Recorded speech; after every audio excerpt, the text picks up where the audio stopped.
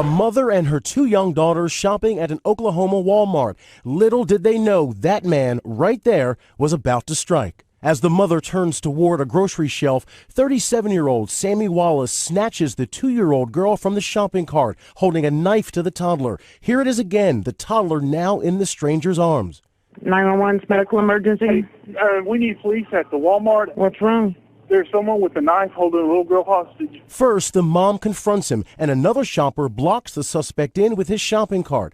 Police arrive, beginning 34 minutes of a meticulous rescue operation. The hostage negotiator works to build a rapport with the suspect, who has a violent arrest record and a history of mental illness, but it doesn't work. Every time we felt like we could use some of the cues, in other words, talk to him about his family, his job, his interest, he would become erratic. The team moves in a carefully choreographed formation, a police officer to either side of the suspect. It's called triangulation. That way we can try to get a good shot if we need to. Next, they offer him a chair, their goal to stop him from moving, a controlled target.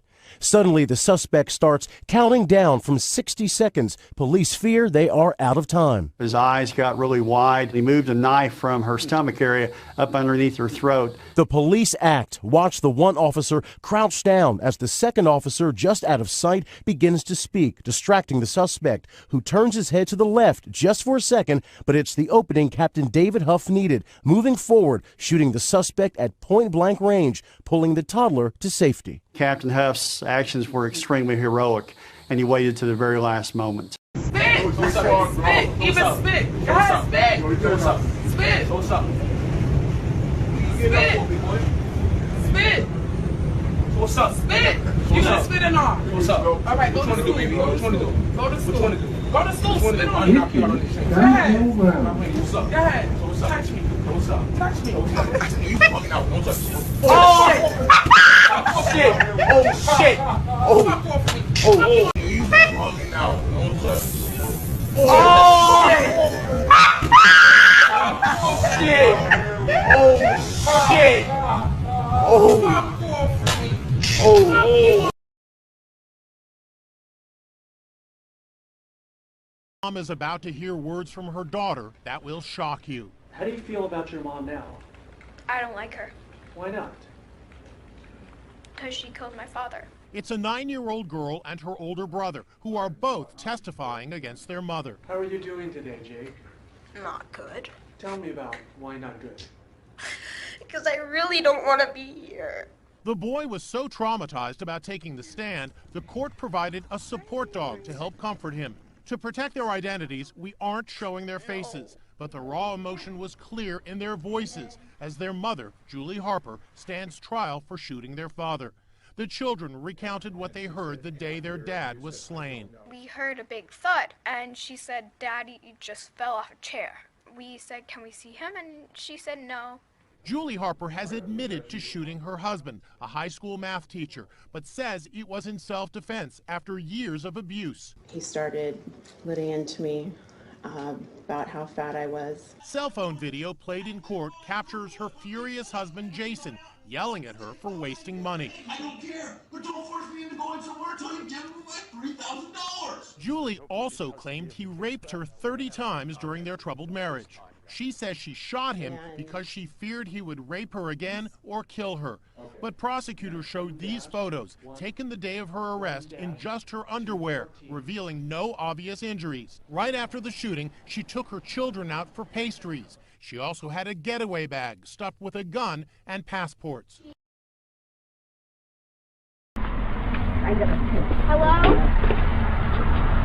Are you out? Why?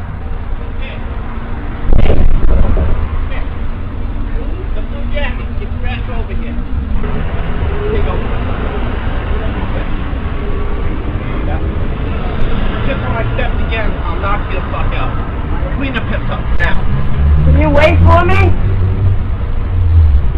Wait, Kyle! Just clean the piss up. How'd you like it if I come to your house and piss all over your fucking front stairs?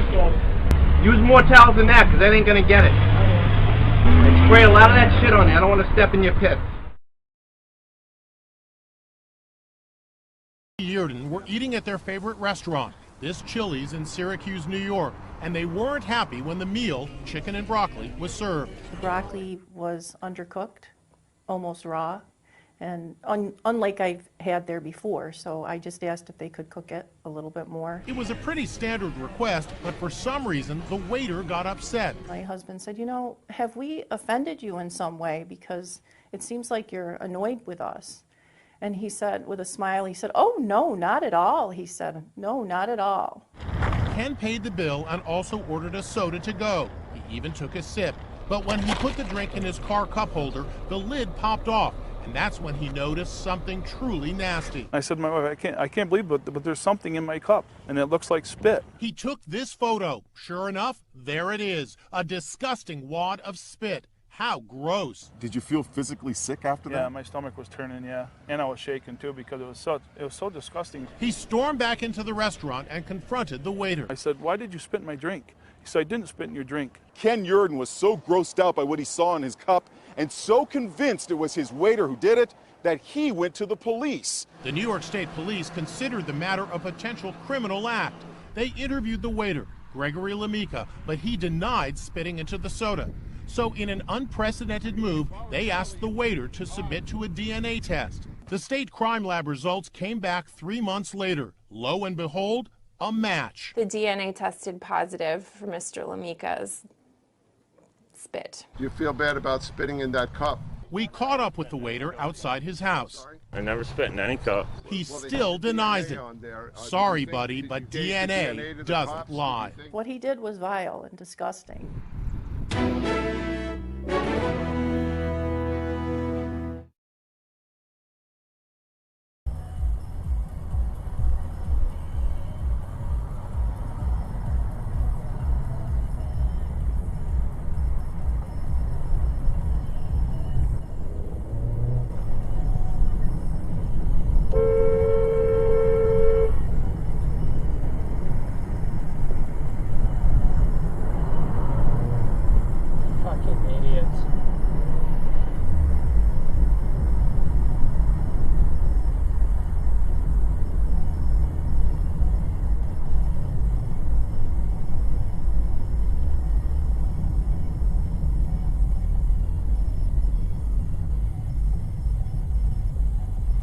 Parking lane, you idiot.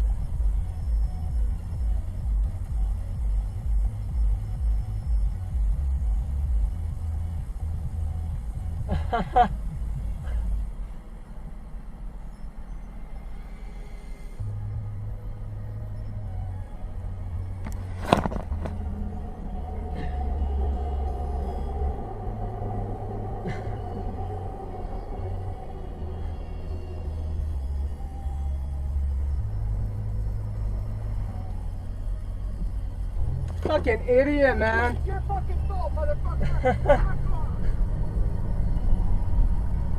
Pushing a hand truck is ambushed by a pair of robbers in matching blue shirts. They order him to the ground. He's on his stomach, arms out, while they fumble for his gun. But they can't get to it, so they grab his bag of cash and they run. They proned him out, they tried to take his weapon, and they were armed. They proned him out, meaning they left him on his stomach. But look at this. He calmly gets his gun and fires at them. Shooting a moving target is not easy. It appears he hit his mark. Cameras roll as they speed away in this white getaway car, where it's ditched blocks away, tires flat and quarter panels riddled with bullet holes. Based on blood splatter inside the car, investigators think one of the robbers was shot.